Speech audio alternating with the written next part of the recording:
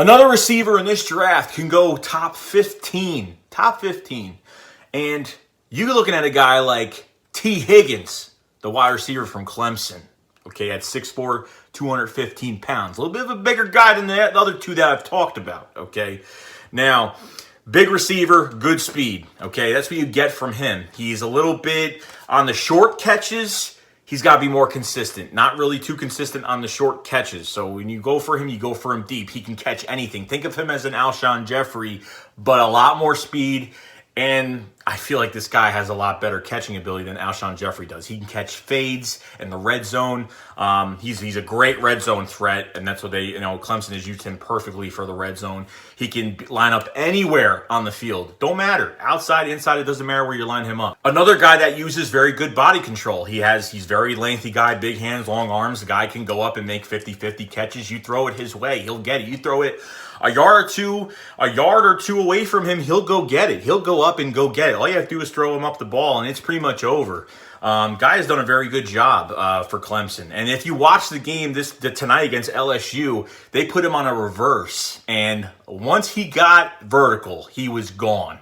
And not only that he's gone, someone got in his face, and he just faced him. He just took his arm and he ran him right over for a touchdown, okay?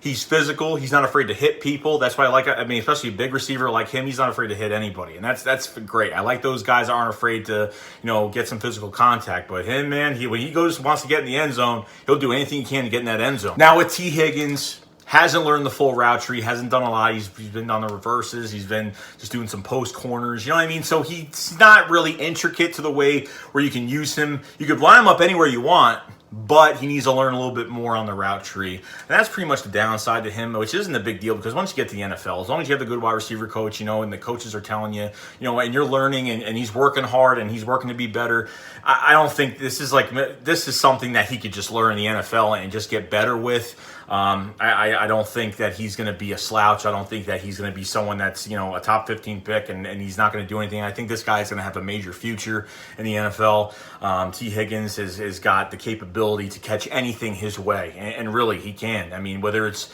you're in the red zone, whether it's a bat over the shoulder, a fade, it doesn't matter what it is. He could pretty much do it all. Now, the one thing that he has a little bit of trouble with, now, if there's a corner on press coverage on him, okay, the problem with him is the separation. He fights for separation, and his hand usage is not really that good, okay?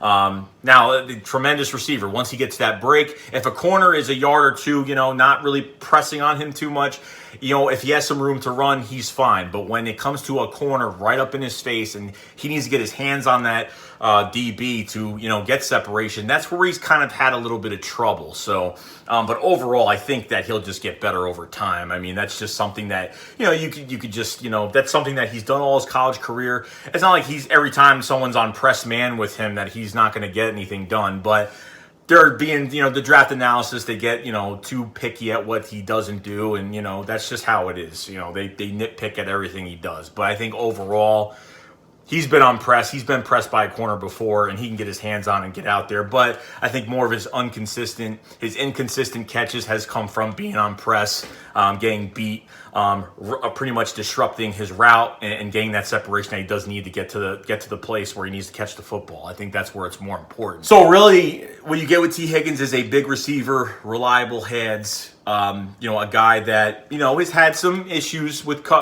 getting out from press coverage, but I think overall this guy is a 50-50 ball monster.